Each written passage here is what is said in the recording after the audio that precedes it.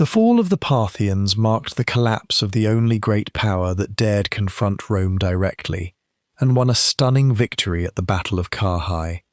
They were the masters of the Parthian shot, the tactic of firing arrows backward while retreating on horseback, a maneuver that cost the celebrated Roman general Crassus his very life. As controllers of the Silk Road, they built a bridge between Asia and Europe, dominating trade networks and territory stretching from the Euphrates River to the Indus. They were not merely horseback warriors, but shrewd politicians and guardians of Iranian culture against the encroachment of Hellenism. Who were they? Here is how the Parthians fell, undone by nothing more than the rise of internal succession conflicts, the weakening of central authority, and a rebellion led by the ambitious Sassanid dynasty. The origins of the Parthian Empire trace back to a nomadic Iranian confederation known as the Parni, a tribal group whose migration into the region known as Parthia, located in the northeastern reaches of the Iranian plateau, in what is now northern Iran and Turkmenistan, would establish the foundation for one of the ancient world's most historically significant and militarily formidable empires. This region, initially a relatively minor and peripheral satrapy within the vast Hellenistic Seleucid Empire that had emerged from the fragmented remains of Alexander the Great's conquests, provided the Parni with a genuinely strategic opportunity. As the Seleucid Empire's own increasingly stretched administrative and military resources across an enormous and ethnically diverse territory created openings for ambitious regional actors willing and able to challenge established Seleucid authority in more peripheral imperial territories, where central control had always remained comparatively weaker than in the Seleucid heartland. The Parni rebellion against Seleucid authority, initiated under the leadership of a figure named Arsaces, whose name would subsequently be adopted by every following Parthian king as a dynastic throne name, represents the genuine founding moment of Parthian independent political existence, with Arsaces successfully establishing control over the Parthian satrapy around 247 BC, and thereby founding what historians call the Arsacid dynasty, a royal lineage that would continue ruling the Parthian Empire for the following nearly 5 centuries of its independent historical existence.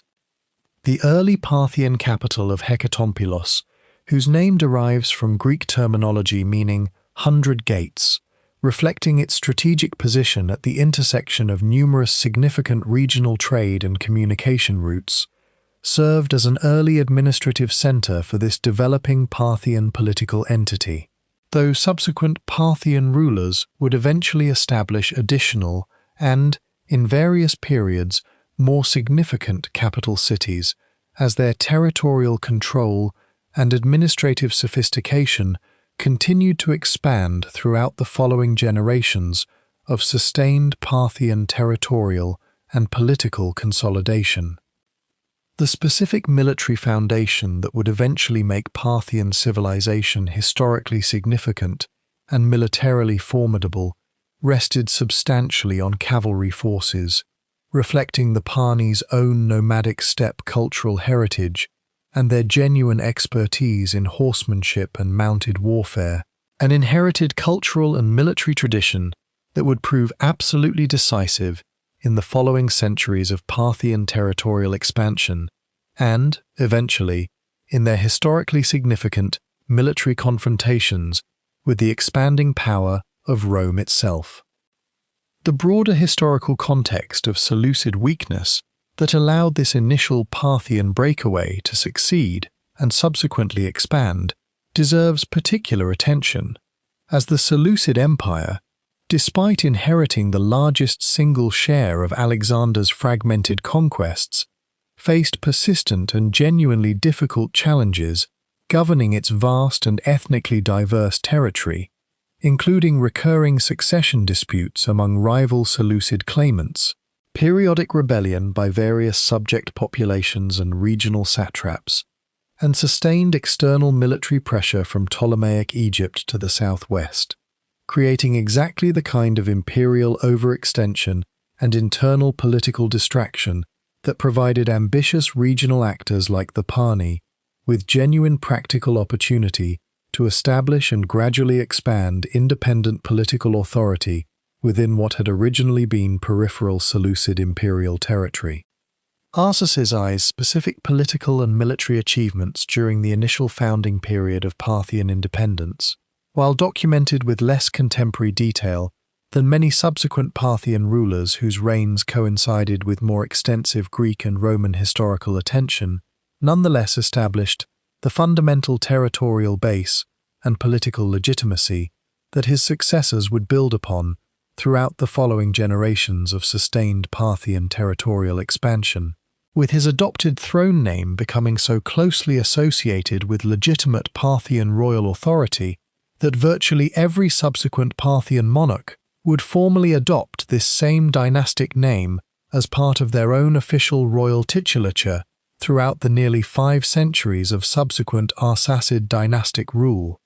Following the initial establishment of Parthian independence discussed in the previous episode, subsequent Parthian rulers pursued a sustained and increasingly successful campaign of territorial expansion that would eventually transform this originally modest regional political entity into one of the ancient world's most significant and historically consequential imperial powers. King Mithridates I, whose reign during the mid-2nd century BC represents perhaps the single most historically significant period of Parthian territorial expansion, achieved a series of remarkable military conquests that dramatically expanded Parthian territorial control, including the conquest of Media, a historically significant and strategically important region in western Iran,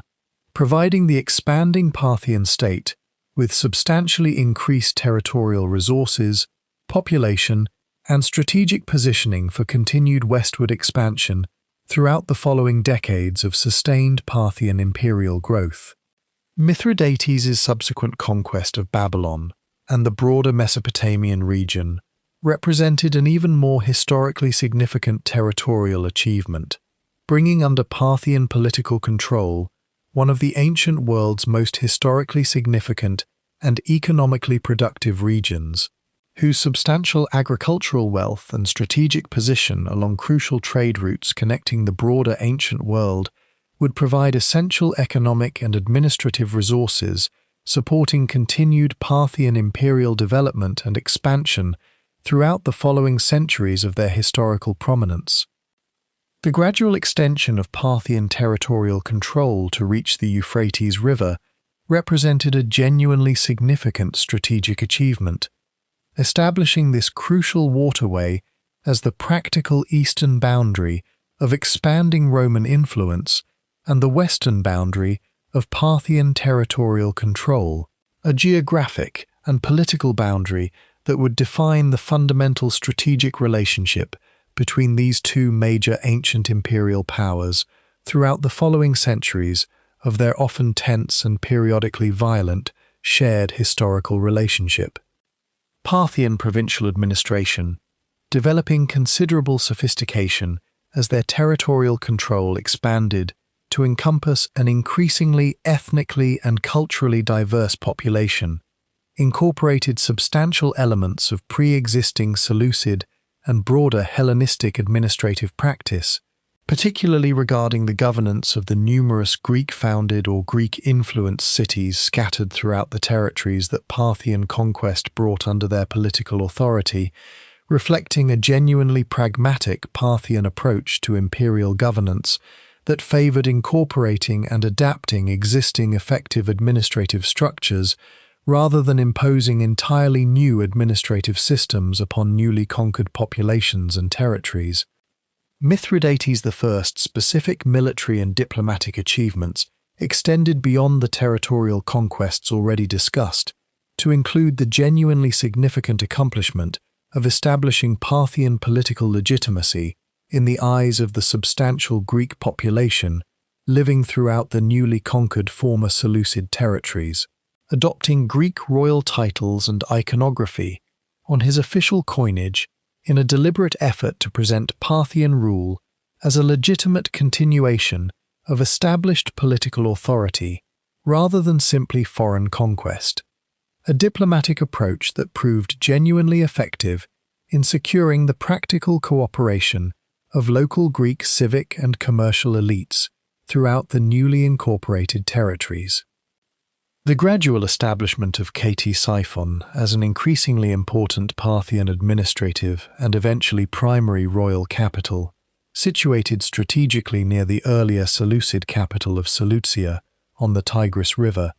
reflected the practical administrative advantages of this location for governing the increasingly important Mesopotamian core of the expanding Parthian imperial territory, eventually developing into one of the ancient world's most significant and populous cities, whose later capture by Trajan's Roman forces, discussed in a subsequent episode, would represent one of the most historically significant moments of the extended Roman-Parthian strategic rivalry throughout the following centuries of their shared imperial history. The Battle of Carrhae, fought in 53 BC, in what is now southeastern Turkey, represents one of the most historically significant and, from the Roman perspective, genuinely humiliating military defeats in the entire history of the Roman Republic,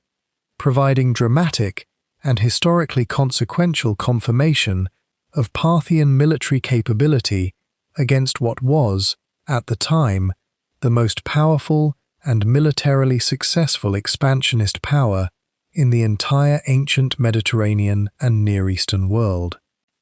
Marcus Licinius Crassus, one of the wealthiest and most politically significant figures in the late Roman Republic, sought this military campaign against Parthia primarily to achieve the kind of dramatic military glory and conquest that his political rivals and fellow triumvirs, Julius Caesar and Pompey, had already achieved through their own celebrated military campaigns, launching an invasion of Parthian territory with a substantial Roman military force that Crassus and most contemporary Roman observers confidently expected would achieve a similarly decisive and glorious Roman military triumph. The Parthian military response, led by a general known to history as Sharena, employed a devastatingly effective combination of heavily armoured cataphract cavalry and, crucially, large numbers of horse archers whose sustained and highly mobile ranged attacks systematically wore down the Roman infantry formations, whose traditional close combat tactical strengths proved genuinely difficult to bring to bear against an enemy who consistently avoided direct close engagement while inflicting continuous and increasingly devastating archery casualties upon the increasingly exhausted and demoralized Roman forces. The specific tactical innovation of continuous arrow resupply that Parthian forces employed during this extended engagement, using camel-transported arrow reserves to maintain sustained archery fire well beyond what Roman commanders had anticipated any archery force could practically sustain, proved genuinely decisive in preventing Roman forces from simply outlasting what they had initially assumed would be a limited and quickly exhausted Parthian archery capability, contributing significantly to the catastrophic and historically unprecedented scale of the eventual Roman defeat. Crassus himself was killed during the subsequent negotiations or immediate aftermath of this decisive battle, with ancient sources providing somewhat varying and occasionally quite dramatic accounts of the specific circumstances of his death, while the substantial loss of Roman military standards during this catastrophic defeat represented a particularly significant symbolic humiliation for Roman military prestige, one that subsequent Roman emperors would specifically prioritize recovering through later diplomatic and military efforts, illustrating just how deeply this single battle's outcome wounded Roman imperial pride and historical memory for many subsequent generations following this genuinely historic Parthian military triumph. The specific numerical scale of this Roman defeat deserves particular emphasis, with ancient sources suggesting that of the substantial Roman force Crassus had originally led into Parthian territory, only a fraction managed to eventually return to Roman territory, with the remainder killed in battle, captured, or scattered throughout the surrounding region, representing a catastrophic loss of Roman military manpower comparable to the most significant Roman military disasters of the entire Republican period, including the famous earlier Roman defeats during the Second Punic War against Hannibal that this broader podcast series has previously examined in detail. The eventual return of the captured Roman military standards, achieved through subsequent diplomatic negotiation between Rome and Parthia during the reign of Emperor Augustus, several decades after the original battle, represented a genuinely significant diplomatic achievement that Augustus himself specifically celebrated and publicized throughout the Roman world as a major accomplishment of his own reign, illustrating just how much symbolic and political weight this specific military humiliation continued carrying within Roman political culture even decades after the actual military engagement itself, and how much diplomatic effort and political capital subsequent Roman leadership was willing to invest specifically in addressing and, to whatever extent possible, symbolically reversing this particular historical humiliation. The specific military tactic that would become permanently associated with Parthian military reputation throughout subsequent Western historical and cultural memory, the so-called Parthian shot, represents a genuinely sophisticated combination of horsemanship, archery skill, and tactical deception that provided Parthian cavalry forces with a historically significant and much-feared battlefield capability against virtually any contemporary military opponent. This tactic involved mounted archers appearing to retreat from an engagement, drawing pursuing enemy forces into what appeared to be confident pursuit of a defeated or fleeing enemy, before the retreating Parthian horsemen would turn in their saddles and deliver accurate archery fire directly backward at their pursuing enemies, a maneuver requiring genuinely exceptional horsemanship and physical coordination to execute effectively while maintaining the horse's controlled retreat, but that, when successfully executed, could devastate pursuing forces who had abandoned their own tactical formation and discipline in the excitement of what they mistakenly believed was decisive pursuit of a defeated enemy. The broader Parthian cavalry tactical system combined this specific shooting technique with genuinely sophisticated broader battlefield tactics, employing lighter horse archer units for harassment, mobility, and the specific hit-and-run tactics that the Parthian shot exemplified, alongside heavily armoured cataphract cavalry forces whose combination of armoured riders and armoured horses provided devastating shock combat capability once enemy formations had been sufficiently weakened and disorganized by sustained horse-archer harassment, creating a genuinely sophisticated combined arms cavalry tactical system that few contemporary military forces could effectively counter. Parthian composite bow technology, similar in basic construction principle to the Scythian composite bows this broader podcast series has previously examined, but incorporating specific technical refinements that Parthian craftsmen and military tacticians had developed over generations of continued practical military application, provided the essential technological foundation that made this sophisticated mounted archery tactical system practically effective, combining genuine power and accuracy with the relatively compact size necessary for effective use from horseback.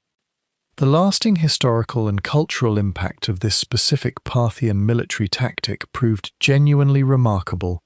with the phrase Parthian shot entering common English usage as a general expression referring to a cutting remark or clever tactical maneuver delivered while departing or retreating from a situation, representing one of the relatively few instances where a specific ancient military tactic achieved sufficient lasting cultural significance to permanently enter common language usage many centuries after the actual military and political civilization that originally developed this tactic had itself passed entirely from active historical existence. The specific training regimen required to produce warriors capable of executing this demanding tactic reliably in actual combat conditions reflects the broader Parthian cultural emphasis on horsemanship and mounted combat skill that had characterized their society since its original nomadic Pani tribal origins, with young Parthian warriors, particularly from noble families whose sons formed the core of the heavily armored cataphract cavalry units, undergoing years of dedicated training in horsemanship, archery, and the specific combined coordination necessary to execute sophisticated tactical maneuvers like the Parthian shot, reliably even under the genuine stress and confusion of actual battlefield conditions. Ancient Roman military writers, including several who specifically analyzed the Carrhae disaster in subsequent military and historical writing, expressed genuine professional admiration for the tactical sophistication that Parthian cavalry forces demonstrated,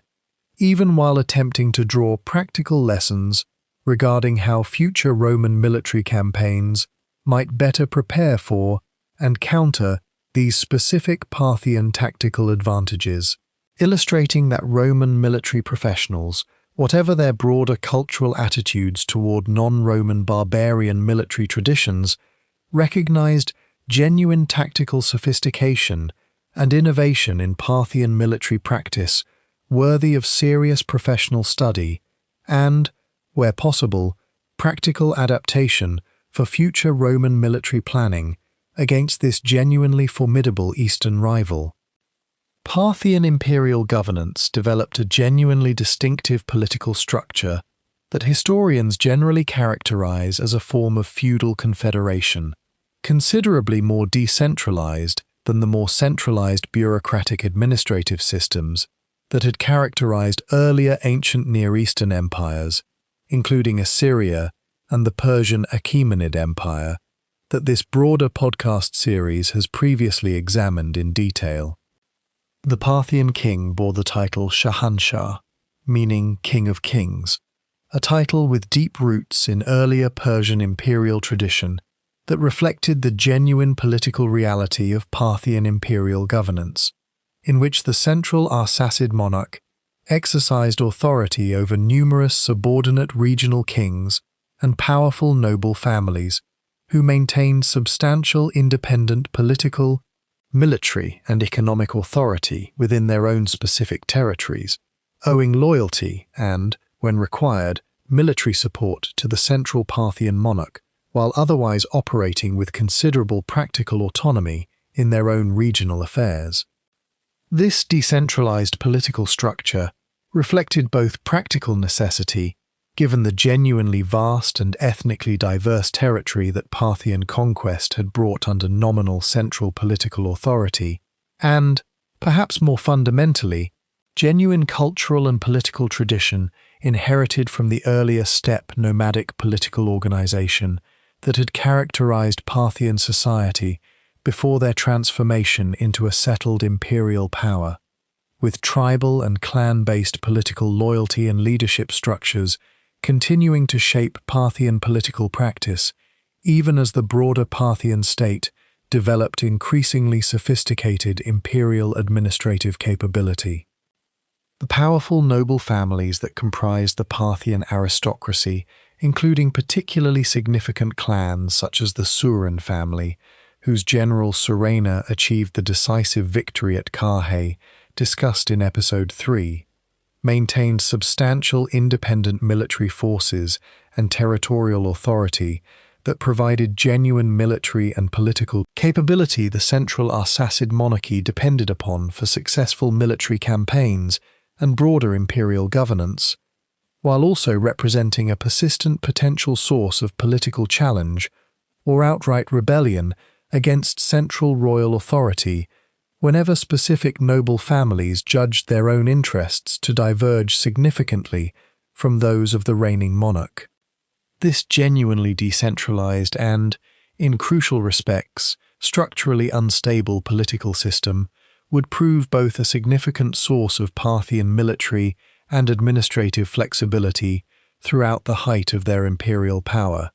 allowing rapid mobilization of substantial military forces through the noble confederation system without requiring the kind of centralized standing military bureaucracy that more centralized ancient empires required, while simultaneously representing a genuine and ultimately historically decisive vulnerability when internal political tensions between central royal authority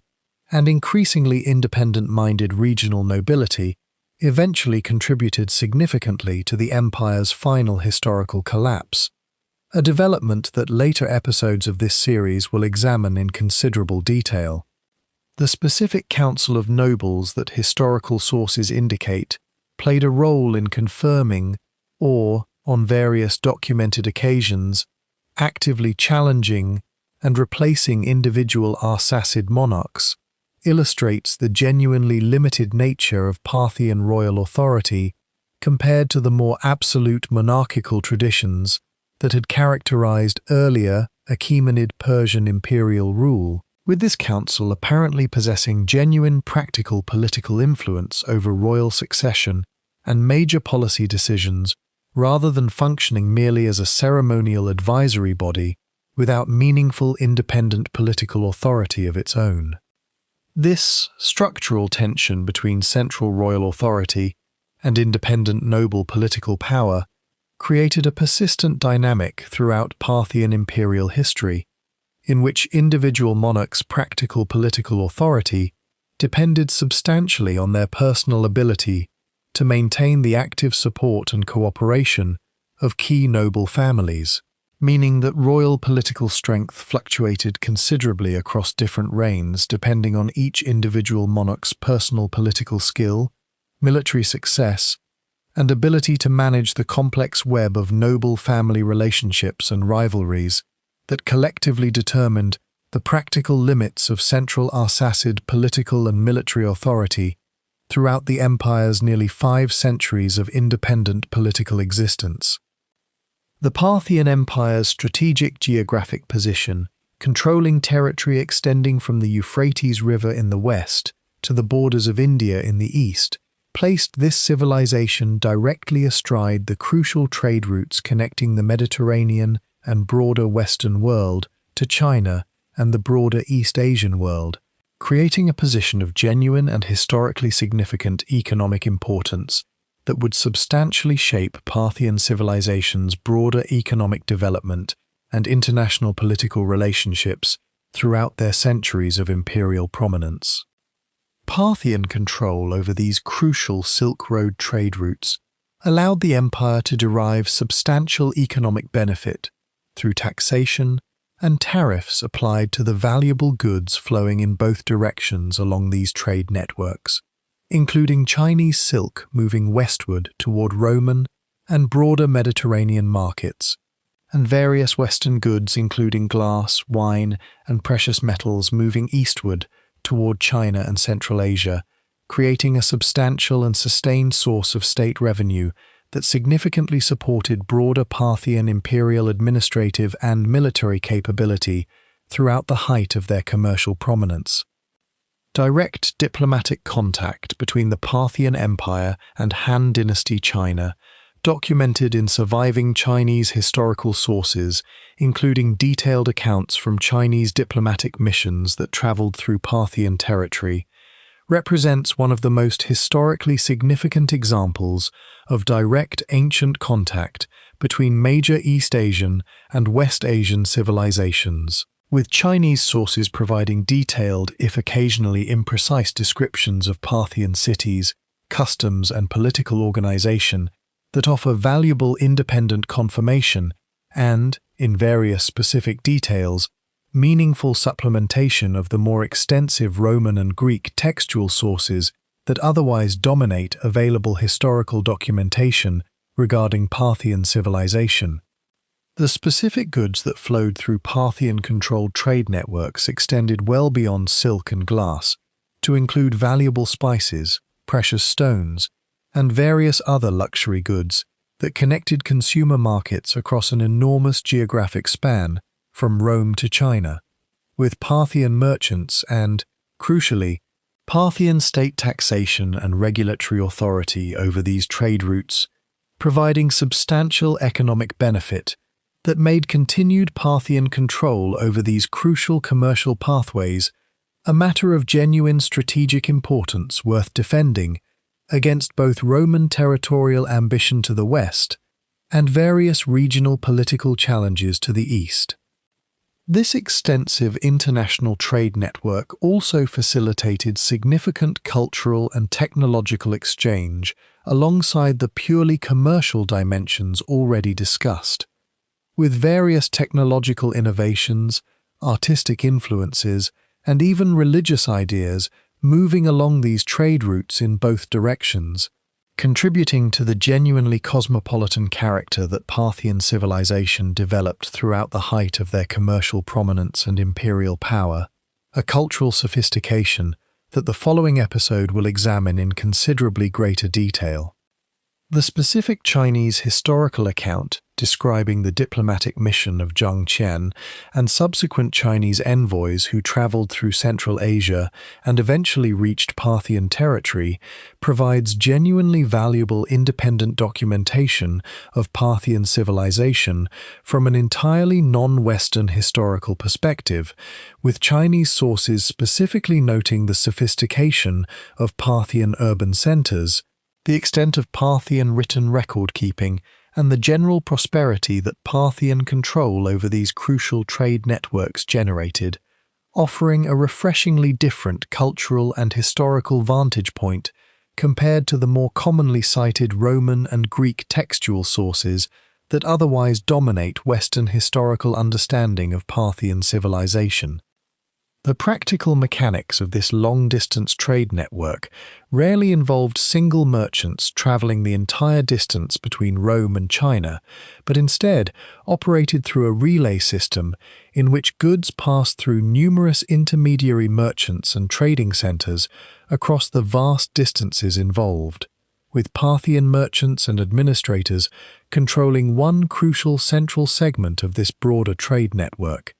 extracting economic value through taxation, currency exchange, and the provision of essential logistical services, including secure trade routes, caravanserai way stations, and the broader commercial infrastructure that made this extended international trade network practically viable across the many centuries of its sustained operation throughout the height of Parthian commercial prominence. Parthian civilization developed a genuinely distinctive cultural synthesis that combined substantial elements of traditional Iranian and Persian cultural and religious tradition with significant Hellenistic Greek cultural influence inherited from the earlier Seleucid political and cultural presence that had dominated the broader region before Parthian conquest, creating a culturally sophisticated and, in various respects, genuinely cosmopolitan civilization that reflected its strategic position at the crossroads of major ancient cultural traditions. Hellenistic architectural and artistic influence remained significant throughout much of Parthian civilization's historical existence,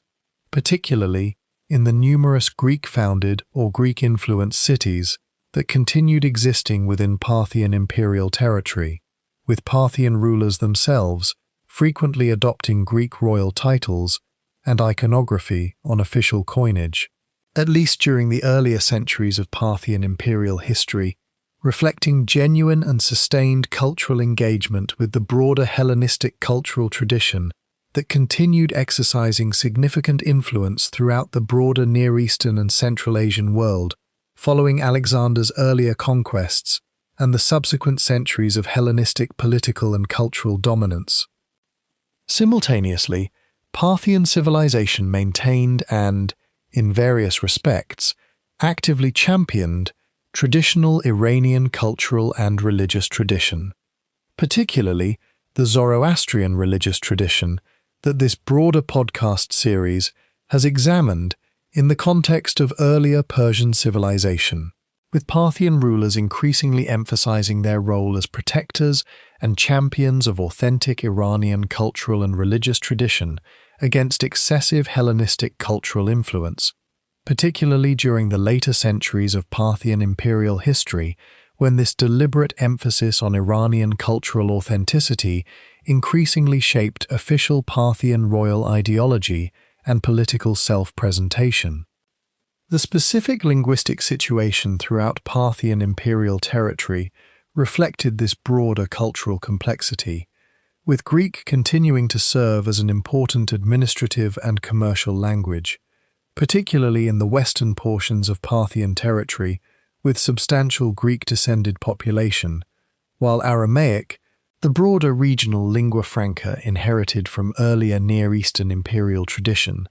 and various Iranian languages, including Parthian itself, continued serving important administrative, religious, and everyday communication functions throughout different regions and social contexts across the broader Parthian imperial territory. Parthian artistic production, including distinctive sculptural traditions and the elaborate coinage that Parthian rulers issued throughout their centuries of imperial rule, reflects this broader cultural synthesis with genuine artistic sophistication, combining Hellenistic artistic conventions with distinctively Iranian stylistic and iconographic elements to create artistic traditions that, while clearly influenced by both major cultural sources, nonetheless achieved a genuinely distinctive Parthian artistic character that modern art historians recognize as representing a significant and historically influential artistic tradition in its own right, extending well beyond simple imitation of either its Greek or Persian cultural sources. The specific frontal artistic convention that Parthian sculptural tradition increasingly developed, depicting royal and religious figures facing directly forward toward the viewer rather than the profile orientation more characteristic of earlier Hellenistic artistic convention, represents a genuinely significant artistic innovation that would substantially influence subsequent Sassanid and even later Byzantine religious artistic tradition, illustrating how Parthian civilization's artistic achievements extended beyond passive absorption of external influences to include genuine original artistic innovation that would itself shape subsequent artistic development throughout the broader region for many centuries following the actual Parthian imperial period itself. Religious tolerance and genuine pluralism characterized much of Parthian imperial governance, regarding the diverse religious traditions practiced throughout their extensive and ethnically varied territory, with Zoroastrian, Greek polytheistic, Jewish, and eventually early Christian religious communities all maintaining their own distinct religious practices within Parthian imperial territory without facing the kind of systematic religious persecution that characterized certain other ancient imperial systems, reflecting a genuinely pragmatic Parthian approach to religious diversity that prioritized political stability and continued economic productivity over religious uniformity throughout their diverse imperial territory. Following the dramatic and historically significant Roman defeat at Carrhae, discussed in Episode 3, the Parthian Empire and Rome would continue their complex and periodically violent political and military relationship for many subsequent centuries, with the strategically important region of Armenia frequently serving as the specific geographic focal point for their ongoing rivalry and periodic direct military conflict. Armenia's strategic position, situated between Roman and Parthian spheres of influence and possessing genuine independent political and military significance in its own right, made this kingdom a persistent focus of diplomatic maneuvering and, at various points, direct military conflict between Rome and Parthia, with both major powers frequently seeking to install rulers sympathetic to their own respective interests upon the Armenian throne, creating a pattern of proxy political conflict that would characterize Roman-Parthian relations for many generations following the initial Carrhae confrontation. Extended diplomatic negotiations between Rome and Parthia, including periodic formal treaties establishing agreed spheres of influence, and, on various occasions, the exchange of royal hostages intended to guarantee continued peaceful relations, reflected a genuine mutual recognition that despite periodic military conflict, both major powers ultimately benefited more from managed coexistence and continued Silk Road trade relationships than from continuous, mutually damaging military confrontation that neither power could realistically hope to translate into complete and lasting military conquest of the other's core imperial territory.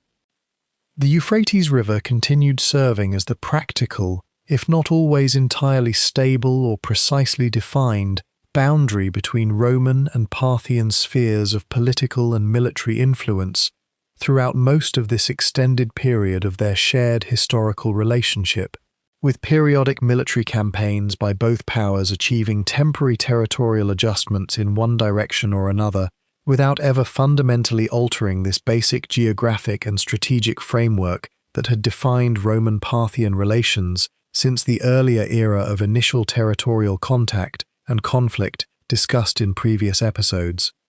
This sustained pattern of periodic conflict alternating with negotiated coexistence between Rome and Parthia represents one of the ancient world's most historically significant examples of two major imperial powers managing an extended rivalry without either power ultimately achieving complete and lasting conquest of the other, a genuinely notable historical outcome that reflects both the specific military and geographic realities that made complete conquest of either power's core territory genuinely difficult to achieve, and the underlying mutual economic interest that both powers had in maintaining the broader international trade networks that continued conflict would have inevitably disrupted to the mutual economic detriment of both Rome and Parthia. The specific pattern of client kingdom management that both Rome and Parthia employed throughout this extended rivalry, installing and periodically replacing sympathetic rulers in Armenia and other strategically significant border territories, rather than always resorting to direct military confrontation between their own core imperial forces, reflects a genuinely sophisticated diplomatic approach to managing extended great power rivalry that allowed both empires to pursue their respective strategic interests through proxy political competition, rather than constant direct military conflict that neither power could sustain indefinitely without unacceptable cost to their own broader imperial administrative and military resources. Roman literary and historical sources from this extended period reveal a genuinely complex mixture of cultural attitudes toward Parthia, combining traditional Roman characterization of Parthians as culturally foreign barbarians, with genuine and specific professional respect for demonstrated Parthian military capability, particularly regarding cavalry tactics and archery skill, creating a nuanced cultural relationship in which Roman writers could simultaneously express conventional cultural superiority while acknowledging genuine strategic and tactical lessons that Roman military planning needed to incorporate when specifically preparing for continued military confrontation with this uniquely capable Eastern imperial rival. The Roman Emperor Trajan's military campaign against Parthia during the early 2nd century AD represents one of the most historically significant Roman military efforts to achieve decisive conquest of Parthian territory, briefly achieving Roman military successes of a scale not seen since the earlier era of Roman territorial expansion, before ultimately proving unsustainable and requiring subsequent Roman strategic withdrawal from these newly conquered Parthian territories. Trajan's forces achieved the remarkable and historically significant military accomplishment of capturing the Parthian capital of Ctesiphon, a city whose importance and prominence within the broader Parthian imperial system we will examine in greater detail in a subsequent episode. Representing a genuinely unprecedented Roman military achievement, that briefly suggested the real possibility of complete Roman conquest and incorporation of Parthian territory into the broader Roman imperial system, an outcome that would have fundamentally transformed the subsequent political history of the entire ancient Near Eastern and broader Eurasian world. Despite these initial dramatic military successes, Trajan's Parthian conquests proved genuinely difficult to consolidate and maintain, as local resistance movements throughout the newly conquered territories, combined with the genuine logistical and administrative challenges of governing such distant and culturally distinct territory, created mounting practical difficulties that Trajan's subsequent death and the accession of his successor Hadrian would ultimately resolve through a strategic decision to withdraw Roman forces from these recently conquered Parthian territories, rather than continuing to attempt their difficult and increasingly costly long-term administrative incorporation into the broader Roman imperial system. This ultimately temporary character of Trajan's otherwise historically significant Parthian conquests illustrates a broader strategic pattern that would characterize Roman-Parthian relations throughout their extended historical rivalry. That while Roman military forces could, under sufficiently favorable circumstances and skilled military leadership, achieve significant temporary territorial conquests within Parthian territory, actually maintaining long-term administrative control over these distant and culturally distinct conquered territories proved consistently more difficult than the initial military conquest itself, a pattern that would recur in various forms throughout the remaining centuries of Roman-Parthian strategic rivalry and periodic military conflict. The broader political and psychological impact of this temporary Roman conquest and subsequent withdrawal upon internal Parthian political stability proved genuinely significant, as the demonstrated Roman capability to achieve such a dramatic, if ultimately temporary, military success against the Parthian imperial heartland likely contributed to broader internal political questioning of established Parthian royal authority and military capability, creating additional internal political strain that would compound the broader pattern of gradually increasing Parthian internal political instability that subsequent episodes of this series will examine in considerable detail. The specific military and administrative challenges that Trajan's forces encountered, attempting to hold their newly conquered Parthian territory, illustrate broader patterns common throughout ancient imperial history. Whenever a conquering power attempted to incorporate genuinely distant and culturally distinct territory into their existing administrative system, with local uprising and guerrilla-style resistance in the newly conquered Mesopotamian territories creating exactly the kind of sustained low-level military and administrative burden that made continued Roman occupation increasingly costly and strategically questionable compared to the practical benefits that continued direct control over this distant conquered territory could realistically provide to the broader Roman imperial system. Hadrian's subsequent decision to formally abandon these Trajanic conquests upon assuming the imperial throne reflected a broader and genuinely significant shift in Roman imperial strategic thinking during this period,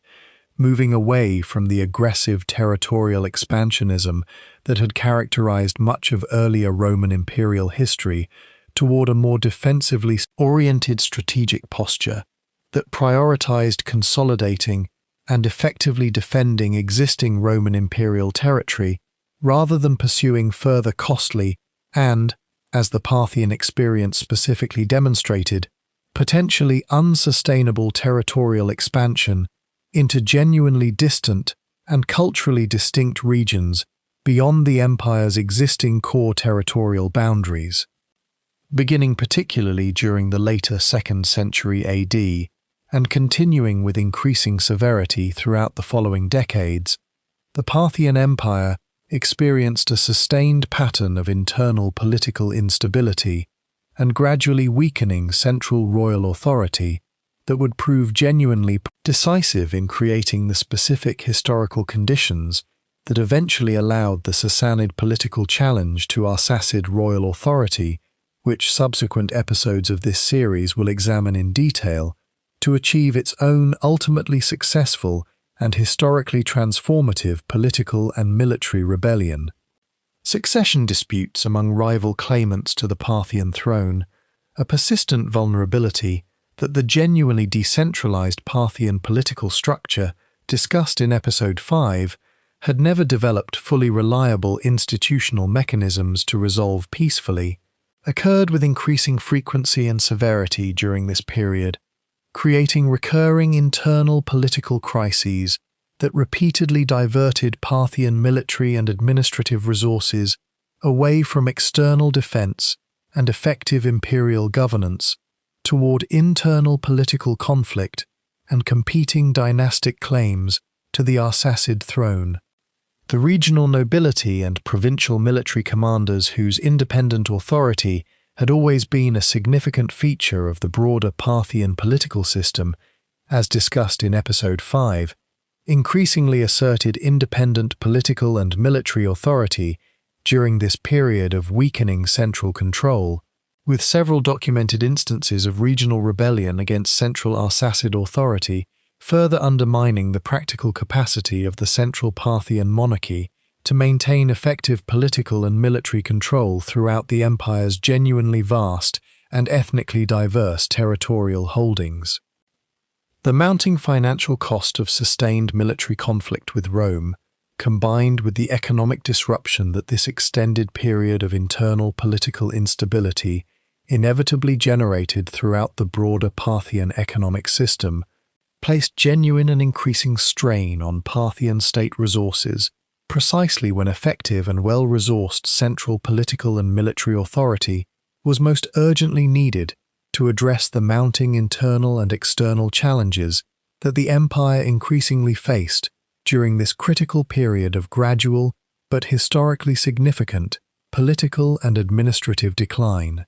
This combination of recurring succession disputes, increasing regional noble independence, and mounting economic and military strain created an increasingly fragile and vulnerable political situation throughout the Parthian imperial system during the final decades preceding the Sassanid challenge to Arsacid authority, illustrating how the same decentralized political structure that had provided Parthian civilization with genuine military and administrative flexibility throughout the height of their imperial power increasingly became a source of fundamental political vulnerability once sustained internal and external pressures began systematically testing this system's practical capacity for effective crisis management and political stability. The specific pattern of rival claimant kings, with historical sources documenting periods in which multiple individuals simultaneously claimed legitimate Arsacid royal authority over different portions of the broader Parthian imperial territory, created genuine practical governance challenges beyond the purely symbolic or dynastic dimensions of these succession disputes. As competing claimants' rival administrative and taxation demands upon overlapping or contested territories generated genuine confusion and economic disruption for ordinary populations caught between these competing claims to legitimate royal authority throughout the affected regions of the broader Parthian imperial system during this extended period of internal political crisis. Roman diplomatic and intelligence sources from this period, while naturally filtered through Roman strategic interests and perspective, provide valuable independent documentation of this internal Parthian political instability, with Roman officials specifically monitoring and, on various documented occasions, actively seeking to exploit these internal Parthian succession disputes for Roman strategic advantage, illustrating how this period of genuine internal Parthian political vulnerability was clearly recognized and, where practically possible, exploited by external observers and rivals who recognized the significant strategic opportunity that sustained internal Parthian political instability represented for broader Roman regional strategic interests. Compounding the political instability discussed in the previous episode, the Parthian Empire simultaneously experience significant economic strain during this same critical historical period, as fundamental shifts in the broader patterns of international trade increasingly challenged the specific commercial advantages that Parthian control over crucial Silk Road trade routes had previously provided throughout the height of their commercial prosperity and imperial power. Alternative trade routes, including increasingly significant maritime trade connections between Rome and India that bypassed traditional overland routes through Parthian territory entirely, began capturing an increasing proportion of the valuable long-distance trade that had previously generated substantial state revenue for Parthian imperial administration, gradually reducing the specific economic advantages that Parthian territorial control over traditional Silk Road routes had provided throughout the earlier centuries of their imperial prosperity and commercial dominance. This gradual erosion of traditional trade revenue occurred precisely as the empire's military and administrative expenses were increasing due to the combination of sustained conflict with Rome and the internal political instability discussed in the previous episode, creating a genuinely difficult fiscal situation in which state revenue was declining at exactly the historical moment when military and administrative expenses were increasing, placing mounting practical strain on the Parthian state's capacity to fund effective military defense and administrative governance throughout their vast territorial holdings. Popular discontent among the broader Parthian population, generated by this combination of economic strain, increased taxation to fund mounting military expenses, and the general instability and insecurity that recurring succession disputes and regional rebellion inevitably generated throughout affected territories, created genuine social and political tension that further undermined popular support for continued Arsacid royal authority, providing fertile political ground for alternative political leadership, including eventually the Sassanid political challenge, to present themselves as a potentially more stable and effective alternative to the increasingly troubled established Arsacid political order. The regional nobility, whose continued military and political support had always been essential to effective Parthian imperial governance, as discussed in Episode 5, increasingly withdrew their effective support from central Arsacid authority during this period of mounting economic and political crisis, with several significant noble families apparently calculating that their own political and economic interests might be better served by alternative political arrangements rather than continued loyalty to an increasingly weakened and financially strained central Arsacid monarchy, creating exactly the kind of eroding political foundation that would prove historically decisive when the specific Sassanid political and military challenge, examined in detail in the following episode, finally emerged to directly challenge continued Arsacid royal authority. The specific numismatic evidence from this transitional period, including documented debasement of Parthian coinage with reduced precious metal content compared to earlier and more economically stable periods of Parthian imperial history, provides direct physical and economic confirmation of the genuine fiscal strain that Parthian state finances experienced during this critical period, illustrating through concrete material evidence the same broader pattern of economic difficulty that historical and textual sources describe in more general and qualitative terms throughout this extended period of gradual Parthian imperial decline. Agricultural productivity throughout core Parthian territories may also have experienced some degree of disruption during this period of sustained internal political instability, as the recurring regional conflicts and succession disputes discussed in the previous episode inevitably disrupted normal agricultural and commercial activity in affected regions, further compounding the broader pattern of economic strain that Parthian imperial finances experienced during this crucial and ultimately historically decisive period preceding the final Sassanid political and military challenge to continued Arsacid royal authority throughout the broader Parthian imperial territory. The specific political and military challenge that would ultimately prove historically decisive in ending nearly 5 centuries of Arsacid Parthian imperial rule emerged from the region of Persis, the historical homeland of the earlier Achaemenid Persian Empire in southwestern Iran, under the leadership of an ambitious regional ruler named Ardashir, whose family would establish the Sassanid dynasty that would dominate Persian and broader Near Eastern political history for the following 4 centuries.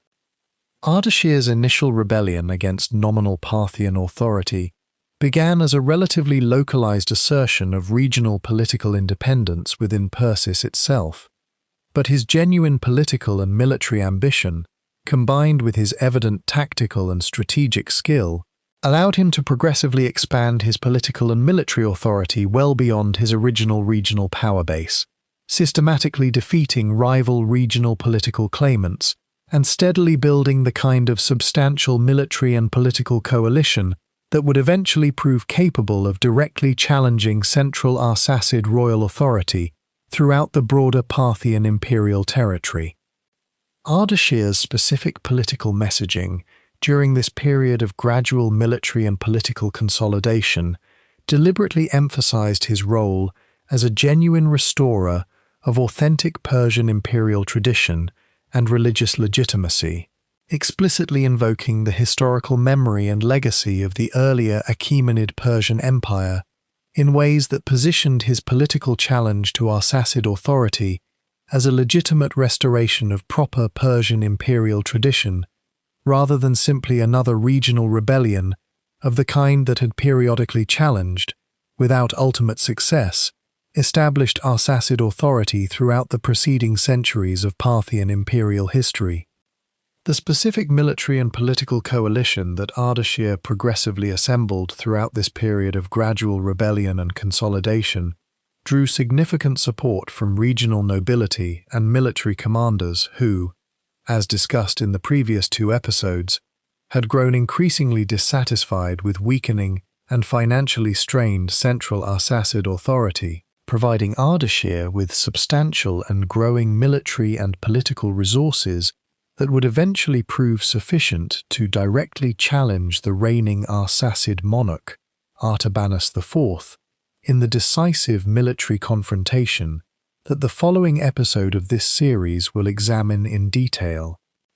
This gradual but ultimately comprehensive political and military consolidation that Ardashir achieved throughout this crucial period represents a textbook illustration of how accumulated internal political and economic grievances,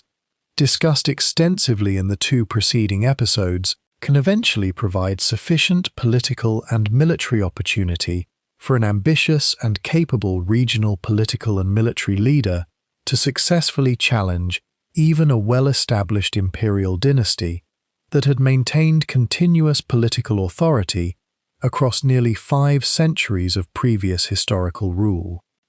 Ardashir's specific religious and ideological messaging deserves additional attention,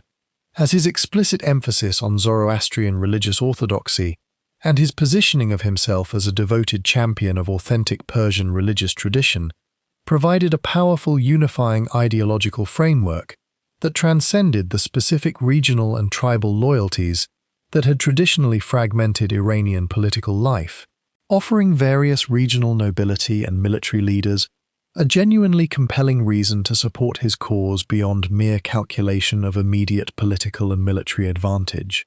A combination of practical political calculation and genuine ideological conviction that likely contributed significantly to the surprising speed and completeness of his ultimate political and military success against established Arsacid authority. The specific sequence of military campaigns through which Ardashir progressively expanded his authority beyond his original Persis regional base, systematically defeating or absorbing rival regional powers throughout southwestern and eventually central Iran, before finally confronting the reigning Arsacid monarch directly, demonstrates genuine and sophisticated military and political strategic planning extending across multiple years of sustained campaign, rather than representing simply a single fortunate military victory or opportunistic uprising, exploiting temporary Arsacid weakness, providing important context for understanding why this specific challenge to established Arsacid authority succeeded where numerous previous regional rebellions throughout Parthian imperial history had ultimately failed to achieve comparable lasting political success. The decisive military confrontation between the forces of the ambitious Sassanid challenger Ardashir and the reigning Arsacid Parthian monarch Artabanus IV occurred at the Battle of Hormozgan in 224 AD, representing the historically decisive military engagement that would definitively end nearly 5 centuries of continuous Arsacid Parthian imperial rule and establish Sassanid political dominance throughout the broader Persian and Near Eastern world for the following 4 centuries of subsequent regional political history. The specific details of this historically decisive battle remain somewhat limited in surviving historical sources, though ancient accounts indicate that Ardashir's forces achieved a genuinely decisive military victory, with King Artabanus IV himself reportedly killed during the course of the battle, a result that eliminated the reigning Arsacid monarch and, crucially, removed the specific individual political and military authority around which continued Arsacid resistance might otherwise have potentially coalesced and continued despite the immediate battlefield defeat itself. Following this decisive military victory and the death of Artabanus IV, Ardashir's political and military position throughout the broader former Parthian imperial territory rapidly solidified, as remaining regional nobility and military commanders who had not already committed their support to his cause increasingly recognized the practical reality of his now clearly dominant political and military position, with most previously independent or Arsacid-loyal regional political and military authorities gradually accepting Ardashir's political authority rather than continuing what would have been an increasingly hopeless resistance against his now clearly established dominant political and military position throughout the broader region. The specific administrative and political transition that followed this decisive military victory proceeded with relative efficiency compared to many other historical instances of major imperial political transition, as Ardashir and his Sassanid successors were able to draw upon much of the existing Parthian administrative infrastructure and regional political relationships, adapting rather than completely replacing many practical aspects of Parthian imperial governance, even while establishing an entirely new royal dynasty and explicitly repositioning official political ideology around the restoration of authentic Persian imperial and religious tradition, rather than continued Parthian-style, decentralized feudal political organization. This decisive battle and its immediate aftermath represent the genuine historical endpoint of independent Parthian political existence as a distinct ruling dynasty and political system, even as we will examine in the following episode, significant elements of Parthian administrative practice, military organization, and broader cultural tradition would continue exercising substantial influence upon the subsequent Sassanid Empire that now assumed political dominance throughout the broader former Parthian imperial territory. The specific location of this historically decisive battle, in the region of Fars in southwestern Iran, near Ardashir's original Persis power base,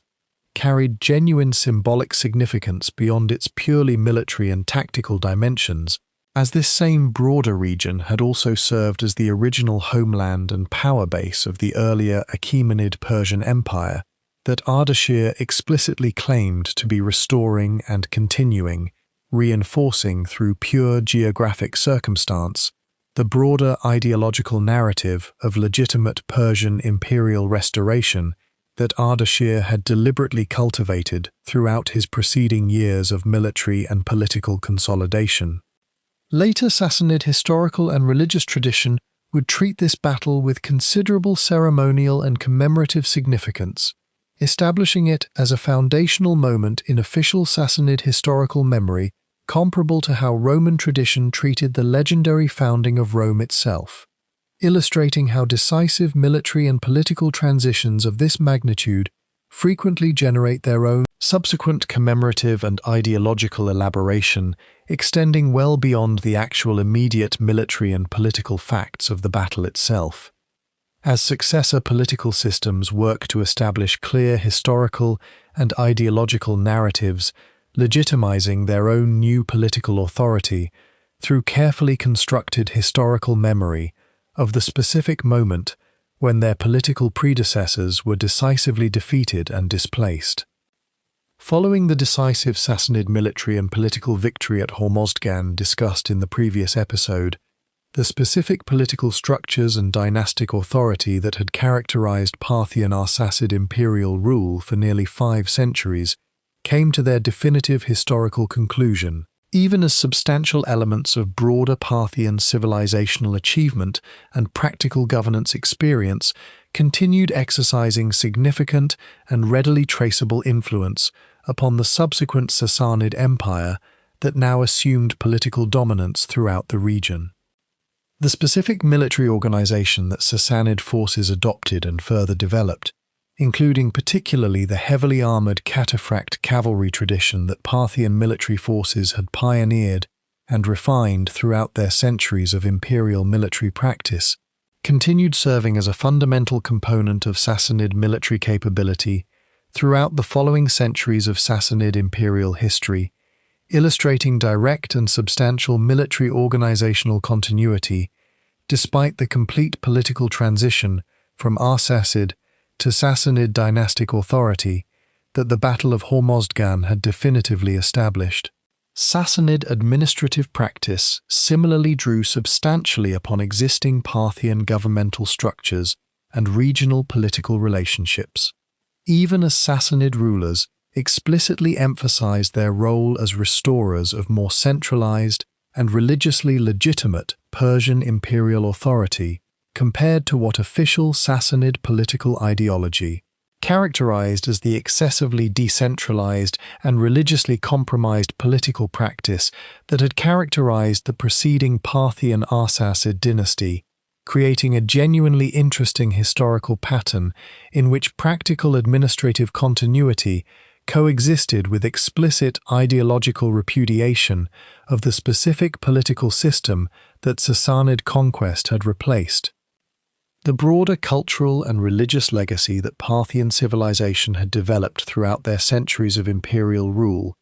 including the specific cultural synthesis between Hellenistic and traditional Iranian cultural elements discussed in Episode 7, continued influencing subsequent Sassanid cultural development, even as Sassanid rulers explicitly emphasized religious and cultural themes, celebrating what they presented as a more thorough and authentic restoration of traditional Zoroastrian religious authority and Persian cultural identity, compared to what they characterized as the Parthian dynasty's excessive accommodation of foreign Hellenistic cultural influence throughout their preceding centuries of imperial rule. This combination of substantial practical continuity, alongside explicit ideological repudiation and political transformation, represents a genuinely instructive historical pattern that appears repeatedly throughout world history whenever new political dynasties or regimes achieve power through military conquest of previously established political authority, illustrating how new rulers frequently find genuine practical value in continuing many established administrative and military practices even while constructing political narratives that emphasize their own fundamental difference from and improvement upon the specific political order that their own rise to power had directly displaced and replaced. The historical legacy of the Parthian Empire presents a genuinely significant and, in various respects, historically underappreciated chapter of ancient world history, particularly regarding this civilization's demonstrated capacity to successfully challenge and, on at least the one historically dramatic occasion at Carrhae, decisively defeat Roman military forces during an era when Roman military power dominated virtually every other adversary it encountered throughout the broader ancient Mediterranean and Near Eastern world. Consider the full arc of this remarkable and historically significant narrative one final time. A nomadic Iranian tribal confederation, taking advantage of weakening Seleucid Hellenistic imperial authority, gradually built one of the ancient world's most historically significant and territorially extensive empires, developing sophisticated cavalry tactics that would humiliate Rome's most celebrated military commanders and establish a genuine and lasting military reputation for tactical sophistication that Roman military and political thinking would respect and, in crucial respects, genuinely fear for the following several centuries of sustained Roman-Parthian strategic rivalry throughout the broader ancient Near Eastern world. This same civilization successfully controlled and profited from crucial international trade networks connecting the Mediterranean world to China, developed a genuinely sophisticated cultural synthesis combining Hellenistic and traditional Iranian cultural elements, and maintained, for nearly 5 centuries, a genuinely distinctive and historically significant decentralized political system that, whatever its ultimate structural vulnerabilities, nonetheless provided the practical military and administrative flexibility necessary to successfully defend Parthian imperial territory against sustained Roman military pressure across many generations of periodic, but never ultimately decisive, military conflict between these two major ancient imperial powers. The broader historical lessons that Parthian civilization's genuinely impressive rise and eventual internal political collapse continue to offer extend well beyond simple observations regarding this specific ancient civilization's particular historical trajectory. The Parthian experience illustrates with genuine clarity how a fundamentally decentralized political system, whatever genuine military and administrative advantages it may provide during periods of external military conflict requiring flexible and rapid military mobilization, remains persistently vulnerable to the kind of internal political fragmentation and succession crisis that eventually allowed an ambitious regional political and military leader to successfully challenge and ultimately replace an established ruling dynasty that had, until that specific historical moment, maintained continuous political authority across nearly 5 centuries of previous imperial rule. Modern historians and archaeologists continue working to recover and properly appreciate the genuine historical significance of Parthian civilization, whose achievements have historically received less popular attention and recognition than many other ancient civilizations this broader podcast series has examined. Perhaps because Parthian civilization left behind less extensive monumental architecture and written textual tradition compared to some other major ancient civilizations, despite their genuine and historically significant military, commercial, and cultural achievements throughout nearly 5 centuries of imperial prominence. The Parthians defeated Rome when virtually no other ancient power could claim comparable success, controlled the crucial commercial arteries connecting East and West for centuries, and preserved authentic Iranian cultural and religious tradition against sustained Hellenistic cultural pressure, achievements that deserve genuine historical recognition and appreciation fully comparable to the more popularly celebrated achievements of contemporary Roman, Greek, and Chinese civilizations that so often dominate conventional popular understanding of the ancient world during this same historically significant period. The horse lords of Parthia rode into history at Carrhae and rode out of it at Hormozgan, but the centuries in between represent one of antiquity's most genuinely significant and, until relatively recently, historically underappreciated imperial achievements. Consider, in this series' final reflection, precisely what made the Parthian achievement so genuinely remarkable within the broader context of ancient world history. Rome, at the height of its own imperial power, successfully conquered virtually every other major civilization it directly confronted across the entire Mediterranean world and much of Western Europe,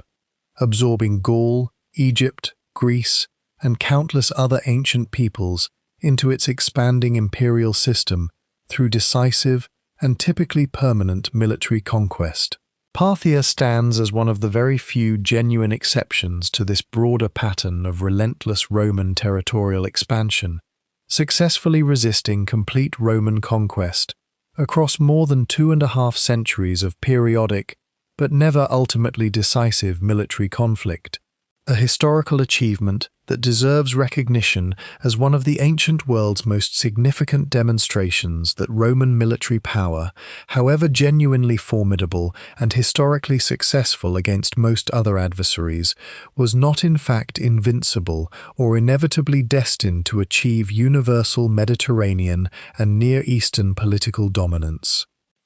The specific irony embedded within Parthian civilization's ultimate historical fate deserves final reflection as well. This empire, which had so successfully resisted external Roman conquest across so many generations of sustained military and political rivalry, ultimately fell not to Rome but to an internal challenger, drawing upon the very same Iranian cultural and political traditions that Parthian rulers themselves had spent centuries deliberately cultivating and championing as a source of political legitimacy and cultural identity. Ardashir's Sassanid revolution succeeded precisely because it appealed to authentically Persian political and religious themes that the Parthian Arsacid dynasty itself, for all its genuine military accomplishment, had never entirely managed to fully embody in the eyes of significant portions of its own diverse subject population. A genuinely instructive historical lesson regarding how internal political and cultural legitimacy can ultimately prove just as strategically decisive as external military capability in determining an empire's long-term historical survival and success. What remains today of this remarkable civilization exists primarily in the specific military traditions their Sassanid successors, and, through continued Sassanid-Roman conflict, the Romans themselves would continue adapting and developing in the archaeological remains of cities like Ctesiphon and various other Parthian urban centers that continue yielding valuable historical evidence through ongoing archaeological investigation, and in the enduring linguistic legacy of the Parthian shot itself,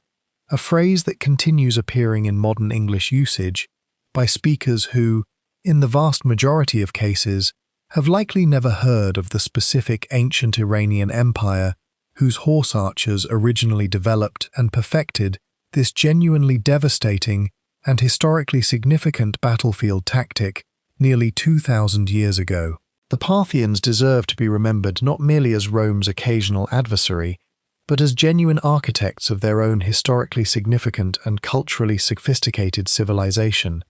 one that successfully bridged East and West, defended authentic Iranian identity against centuries of external cultural pressure, and, for nearly 500 years, proved that even Rome itself had genuine and clearly demonstrated limits to its seemingly inexorable ancient imperial ambition.